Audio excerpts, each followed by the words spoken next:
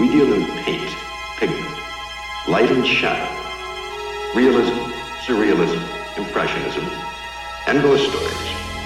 An interest in the oddball, a predilection toward the bizarre. And this place is nothing if it isn't bizarre. There's no admission, no requirement of membership, only a strong and abiding belief in the dark at the top of the stairs, or things that go bump in the night.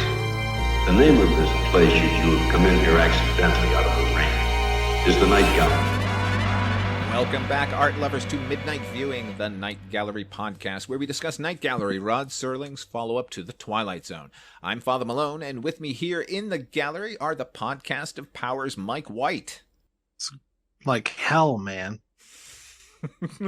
And of Mushrooms and Men's, Chris Stashu. Was it intentional that on the episode with Forrest Tucker you mentioned the mushroom podcast that I do? I think not. No. Now, this is Season 2, Episode 9, which aired on November the 17th, 1971. The episode was split into 4 segments. Those are House with Ghost, A Midnight Visit to the Neighborhood Blood Bank, Dr. Stringfellow's Rejuvenator, and Hell's Bells.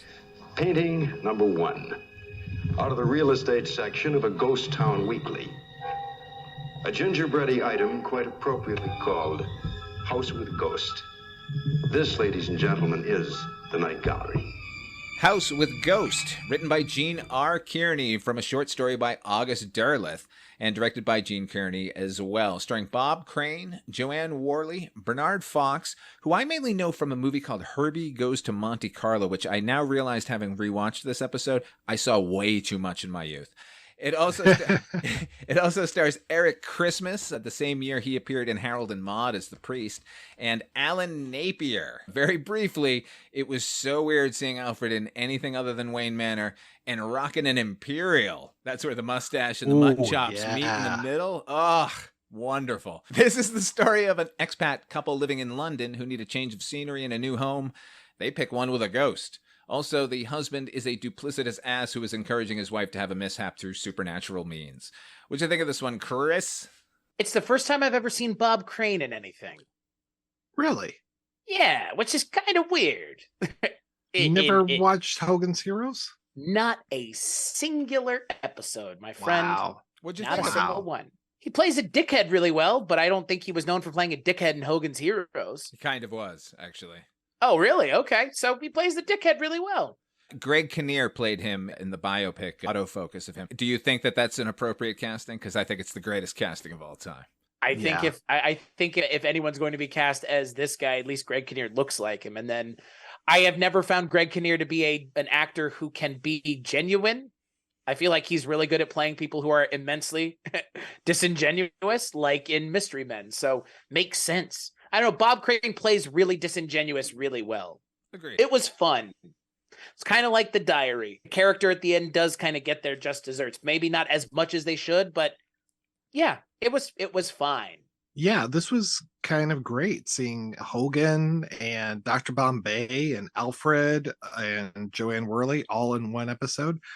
I didn't realize just how stacked Joanne Worley is. I guess I'm just used to seeing her in like those muumuus and terrible outfits that she used to wear on like Laugh-In, and I think she did a couple stints on Match Game, if memory serves, but I love her, and so I immediately sympathized with her that Bob Crane was trying to kill her. It was a little obvious what was going on in this one, but I had fun with it. I thought it was kind of nice. And then the twist at the end, I thought they could have gone a little bit further with it, but yeah, I thought it was all right. It kind of reminded me a little bit of that Portafoy episode from the pilot. This whole thing of, using supernatural means to get rid of somebody. Wasn't it filmed in the same house? Sure looked like it. Sure, every time they do an episode in a building or a house with a staircase, like a grand staircase, you couldn't convince me it's not that same set from the first episode of the show. We got a staircase in this one. Let's go over to stage 12. Right. The werewolf noises, though, we're going to leave those out. Yeah, for this time. Just this one. I like this one a lot. I thought it was a great idea. One I wish were actually true. Real estate being sold because the houses are haunted, and not just rent or buy a haunted house, but what level of haunting you're looking for. Like, Right. that- And where the ghost is. Yeah, like, oh, do you want, this is a basement ghost. You good with that? Like, yeah, that sounds good. Like, just moaning, right? Nothing, it's not going to stab me. Oh, no. It just moans. Joanne Worley, I agree with you, Mike. I adore her, and I've never seen her so restrained in Yeah. a performance. She's usually like beyond 10. She's up at 15 or 20, like with that voice, and she was great at it. I'm not criticizing her or anything, but like, good to see a natural performance out of her here.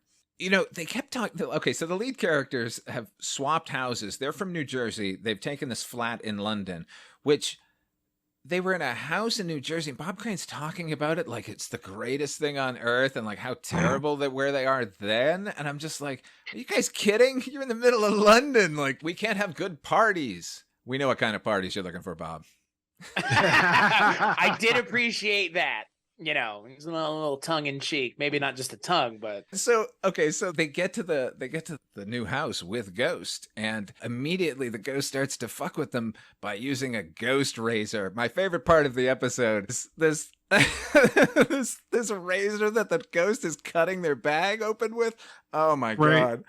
Oh, just one example of ghost items, because later he gives him a bill, like a ghost bill, a ghost receipt. This is your charge. I don't know. That tickled me more than it should have.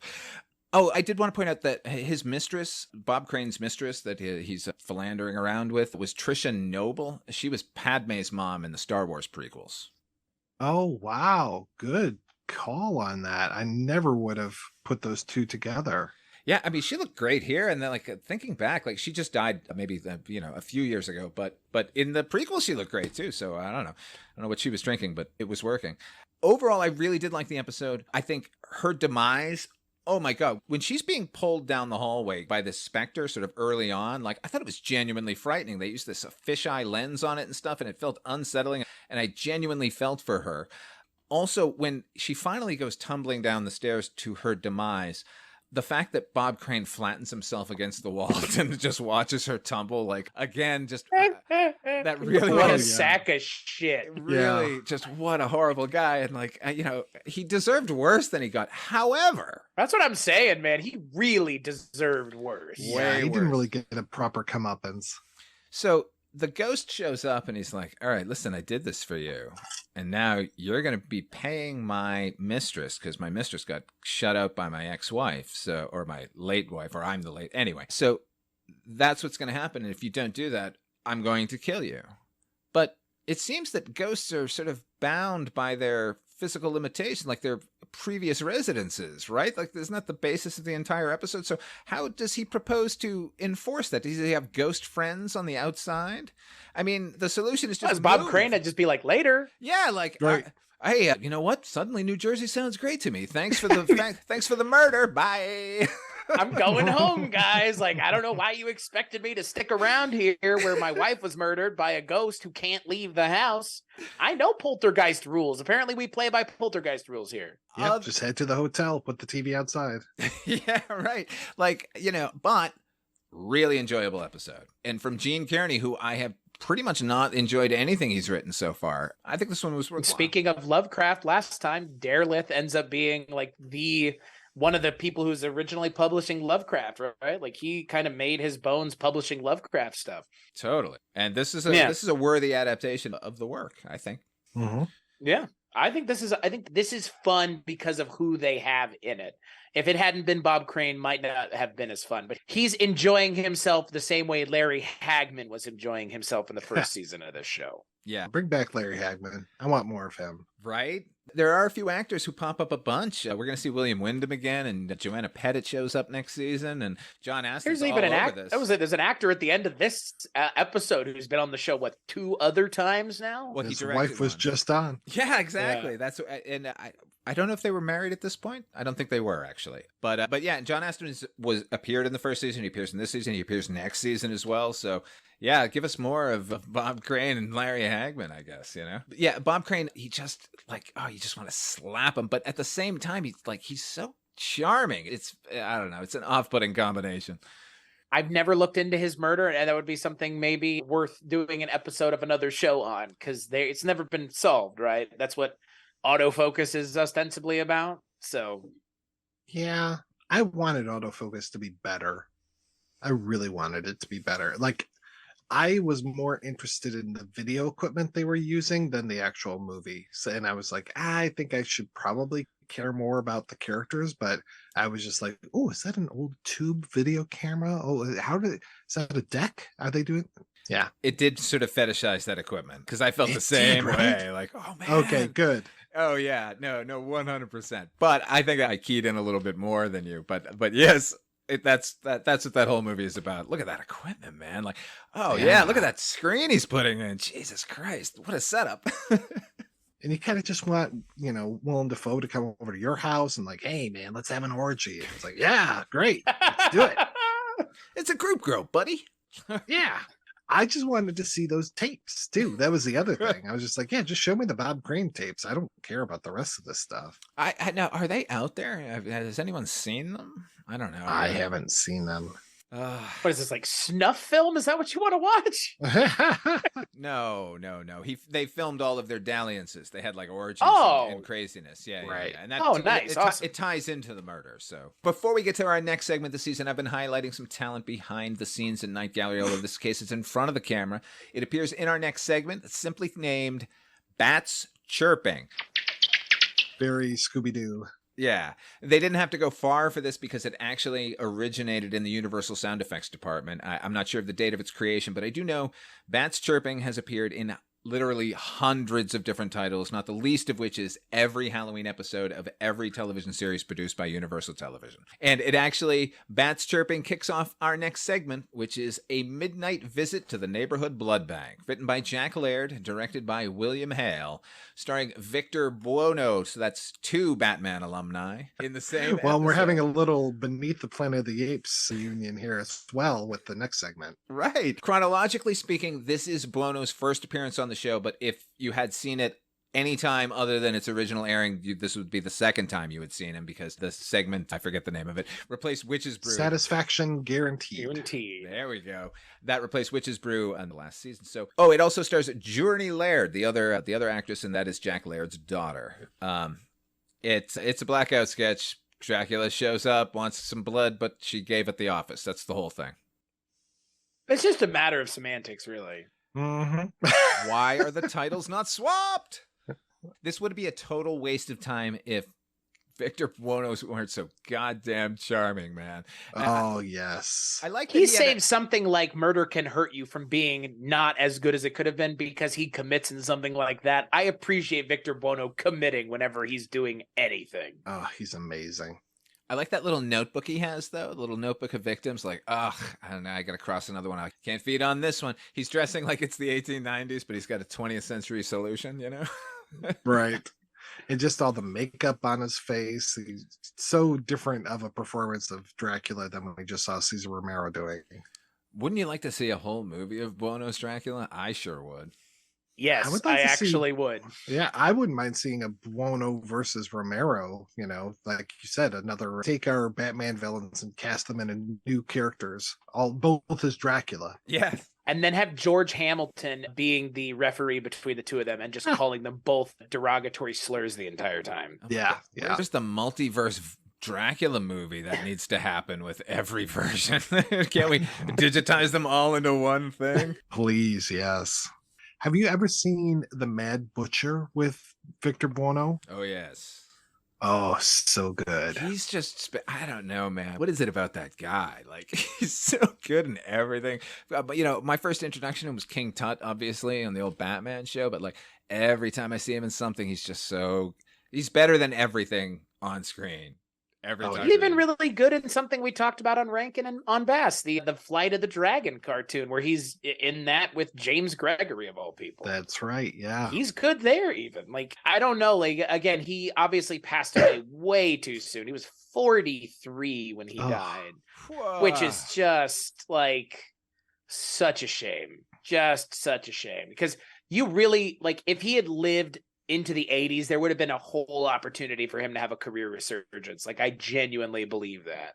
Oh, yeah. He was portrayed as a character in that most recent television series Feud. Oh, really? Yeah, about Betty Davis versus Joan Crawford. Yeah, he's a character in that. The actor they got playing him was remarkably good. Like, Wow. a decent performance. And they seem to have captured his essence. So if you're a Buono fan, check that one out. Interesting. Nice. As our third selection, an item from the past, that uniquely American institution known as the pitchman, the wheeler and dealer of magical nostrums, guaranteed to cure, to palliate, to bring back the glow of health to everything but a cadaver. Bottled dreams, if you will. Our painting is called Dr. Stringfellow's Rejuvenator. Drink hearty. Our next segment is Dr. Stringfellow's Rejuvenator, written by Rod Serling, directed by Gerald Friedman. This one's special because this is the painting we use to represent Mike in all of our animated ads. But into the episode itself, it stars Forrest Tucker, Murray Hamilton, Don Pedro Colley, and Lou Frizzell. It's the story of an Old West medicine show snake oil salesman whose rejuvenation tonic can cure any ailment, including death. Maybe. I think that's what happens. What'd you think of this one, Mike? Oh, okay. I'm glad I'm not the only one who's a little confused by this one. I was so happy to see Don Pedro Colley. I love that guy. So just anytime he shows up in anything, I was so happy. Murray Hamilton, same thing. I mean, always great to see him. And then Forrest Tucker, I thought he did a great job as well. But yeah, I just didn't get the motivation of these characters and exactly what was happening. I mean, it almost feels like Murray Hamilton knows Forrest Tucker from the past, but they don't really make it that clear. And then poor Don Pedro Colley, like he's not a magic Negro in this, thank goodness, but he's dumb, but he's wise at the same time. So yeah, I was a little confused as far as what was actually going on with this one. And I mean, I don't think that stuff cured anything. So yeah, I'm curious to hear what you have to say about this. Chris? Hear me out here. I get where they were going, and it took them a long time to get there. But ultimately, what was the fucking point? So where did they go? I don't know. I think they thought that they were making some sort of interesting statement on, like, responsibility as someone who is full of shit selling snake oil and whether or not that haunts you as a person. And I think that's what the Murray Hamilton character is trying to get at. But I don't get it. Like, I don't get the point of this story, really. Like, I was confused by the narrative that they were telling. It really was.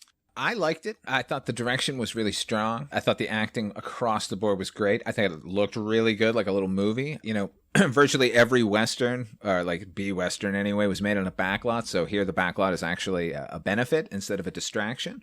As far as the story goes, now, I think a medicine show character is bursting with supernatural potential. In that way, I was really drawn to the episode. I was looking forward to what they were going to do with it as far as that goes. Rod chose not to do anything really in that regard. It's just, you know, another, again, I don't know what he's trying to say other than a biter gets bit kind of thing, maybe. Like this, right. This man who sells hope, like, you know, ends up being hopeless, maybe.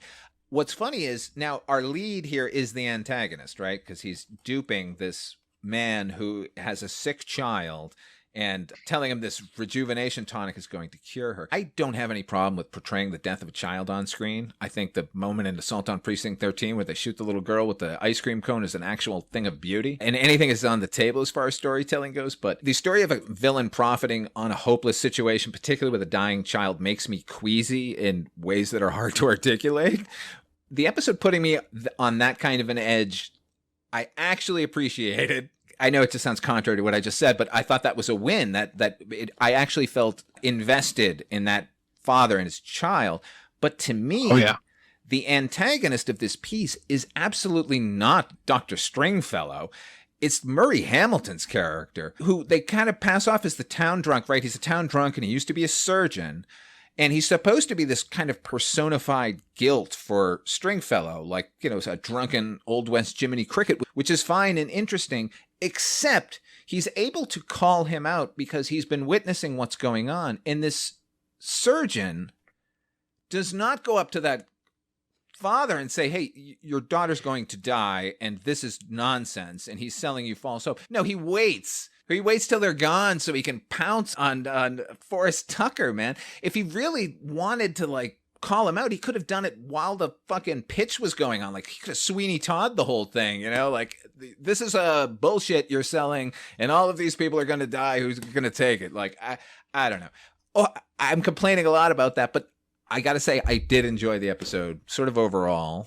Weirdly, even though the ending is so obtuse, I can't even really figure it out. Like, I read the script you gave me, Mike, and it's actually a little more explicit in the script in that when he sees the ghost of the girl, his reaction is, I'm hoping you're real. I'm hoping I did revive you because we're going to make so much money with my tonic.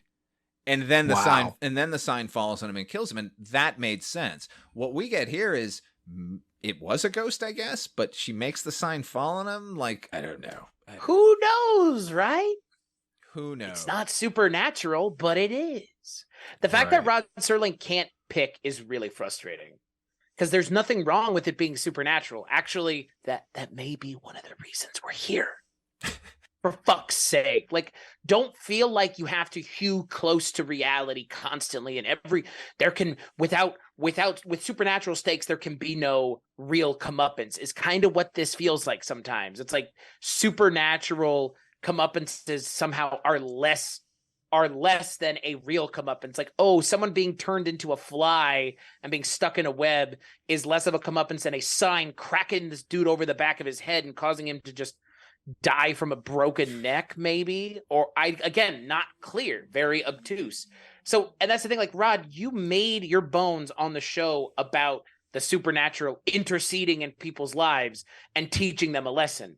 Why are you pretending like it's not something you want to be involved with now? Right.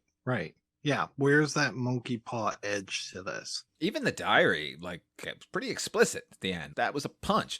This is a weak slap. Like, you know, I don't want to kick him again, but, you know, he's not a horror guy, ultimately. Like, as much as he forced himself to be a science fiction guy for Twilight Zone, like, horror just doesn't mesh with Rod unless it's just bitterly ironic enough to qualify. But, like, once he gets into ghosts and stuff, he just seems out of his depth, and that's evident here. And what's great is Forrest Tucker is so immensely unlikable that you really want to see him get his comeuppance in a really satisfying way. Yeah. And I have not seen Forrest Tucker in a lot of things. He's an original Ghostbuster, guys. That's a thing. It's a real horrifying Ghostbuster. Oh yeah, with the a live gorilla. action show. Yeah, he's the yokel on that show, I believe. He just seems so immensely unlikable, just like as a person. I feel like to his core being, like, maybe Forrest Tucker the actor wasn't that way, but it just seems like he has such an air about him that it is just natural that this character feels so nasty. And it just, I wanted the comeuppance to fit the crime of taking advantage of a father and daughter who are, like, wasting away in front of him. Like, you need to pay the piper, pal. And not just, oh, maybe it was supernatural. Like, take a stand, Rod. Come on, man. Well, it's your show still has your name on it. It's been so long since I've seen F Troop, but I want to say he was kind of almost the Andy Griffith to Larry Storch's Barney Fife in that one, but I could be proven wrong very easily. It's funny because when I was growing up, F Troop and Hogan's Heroes were like staples on TV. So getting this revisitation of these two actors is kind of interesting. Oh, I was having F Troop flashbacks all through this. Like, I loved him on that show. I loved him here. He was so mean, but, like, yeah, he ain't that way on F Troop, Chris. Like, he's fun, interesting, and nice. Yeah. Like salt of the earth. Yeah, interesting, huh? He portrays such a bastard so well. You could convince me he was just this way, and I'd be like, yeah, right. Also, I love Murray Hamilton just playing characters with no backbones. Like, that's his. Yeah, all right, you spineless turd. Mm-hmm. Well, he was on the Twilight Zone. He was in an episode that Rod Serling wrote, of course, called One for the Angels, where he played Death. And Death was pretty spineless there, too. Like, go, Murray Hamilton. Yeah, he's so great. I love him. Oh, you know what I wanted to say? Like, this got me reading about traveling medicine shows. And so, they sprang up in Europe, in the 17th century. And there, it was all about the pitch. So they started doing like a little performance beforehand, jugglers or sharpshooting or whatever, just to draw people in. When it came to America, and it came with the original colonists, like they sprung up almost immediately, slowly over time, the pitch was sort of thrown in at the beginning, and it became about the show, which is such an American thing. It just made me happy to read that. And they actually lasted until the 1940s. They were put out of business by the Food and Drug Administration and the Federal Trade Commission. Nice. Yeah. The real question is, were those jugglers crusty? I don't get that. It's from Hot It Fuzz. is a Hot Fuzz, yeah. Okay. Crusty I jugglers. can't, no one, we don't say the word juggler enough. Right. When are we going to use the word jugglers in everyday parlance? So, Well, trust me, you do not want to watch the movie Night of the Juggler thinking that you're going to get that. So Where was the juggling? I know. I can think of two things wrong with that title. When I was a projectionist and we showed the director's cut of Brazil had just come out, and we had literally dozens of people like every weekend go, "What? I thought it was about Brazil. What? when do they get to Brazil? Yes, Right. yeah, like what? Like Brazilians coming out like, I thought this was going to be my homeland." Our final selection this evening, an import from that other region, that infernal inferno down below, offered to you now in living color and with a small scent of sulfur.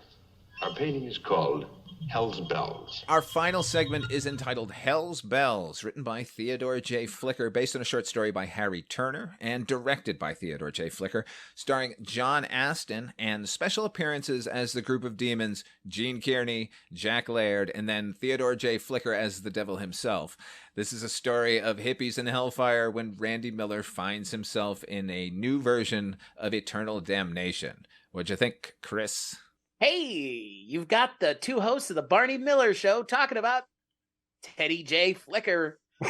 Yeah, I don't know the only other person who might be able to speak to Theodore J. Flicker better than the two of us might be our good friend Otto Bruno. It's a blackout sketch, right? Yeah, just extended. Just extended. It's like 3 panels as opposed to 1. John Astin playing a hippie will never not be funny because he is not believable as a hippie, I guess. I don't know. I've never seen him trying to be so hip, man, but It was pretty funny. it's pretty hilarious. This is way funnier than it has any right to be, but I think it's just the right length to be. It's fun. It's fun, and that's all it needs to be. How about you, Mike? Yeah, that he has to come to the realization and have the devil tell him, well, there's a house just like this in the other place too, and just like really spell it out to him as far as what one man's heaven is another man's hell. Okay, thanks. But I was just so happy to see Hank Warden in here as the very boring man. I'm hoping everybody would know him as the waiter from Twin Peaks. The I know about you. Just the That just old blew my man. mind. Father Malone just had his mind blown. Yeah, man. I knew him from somewhere. He's the Giants counterpart from the Black Lodge. Yeah, it's so great. The overriding in this, that kind of like too on the nose bit about in heaven there's a room just like this one. Right. That was, I thought for a moment that the phantasmagorical apparition of Rod Serling had invaded my screen, because that's a Rod Serling-ism if I've ever heard one. Holy shit. Oh, yeah. Come on, Rod. We get it, Rod. We get it. Yeah. But this is not Rod's problem. That he didn't do this. No, he sure didn't. He didn't. What's weird is this is the exact story from Pamela's Voice starring John Astin last season, where we figure out that she's in heaven and he's in hell in the same room. So, wow. But they didn't really sort of hammer on that in that episode. It was just about him being stuck with her forever. That was kind of the thrust of it. But underlying was this concept. And now here it is sort of laid out a little too bare. But it's entirely worth it for those boots, man. Those patchwork patent leather boots he's wearing. Holy shit, those are beautiful. I love him as a hippie. I think he's hilarious. He seems like I think most hippies would be, just people just dressing the part for looking for free love and shit. He speaks the lingo, but he didn't believe any of it. And we all know by the end of the 80s, they're going to be so disillusioned they want to reboot the Twilight Zone and make it all about how disillusioned they are. Exactly. Right. For the opening salvo, this is the guy. Did you guys read the short story this is based on? Exact same thing. Except it's not obviously not a hippie. It takes place in England. These are English characters. The one major difference is that Randy Miller is the name of our character here. In the short story, it's Septimus Throgmorton Duff. Throgmorton, best name. Hyphenate. Throgmorton Duff. Oh, wait, of course. That's even better. They so should have kept that. They absolutely should have kept it. There's no cleaning lady who she just sort of keeps showing up and delivering exposition. I love the montage of what John Astin is imagining hell will be like, and I don't know, something about that montage made me happy. Also, his line reading. I saw this episode right around the same time I saw the previous one, which was about 10 or 11 years old. And man, you're boring. John Astin saying that to that guy in that tone, has reverberated in my head for 40 some odd years. I don't know. It's brief. And, if it wasn't John Astin, I don't know that they could have justified the length of this one. Like you said, Chris, it's a 3-panel, but it could have been a 1, Oh, for sure. And anybody else it would have been. Yeah. But he's just so funny. He's so charming. John Astin really is. It's almost like he was a lead in another show that he's so well known for that everybody else is just doing him anytime they do that character. And then that John Astin is one of the more charismatic actors I can genuinely think of that's still around too. He's 92. Yeah, still going out to the One World Cafe down in Baltimore. Walks there every day, apparently. Wow. Yeah.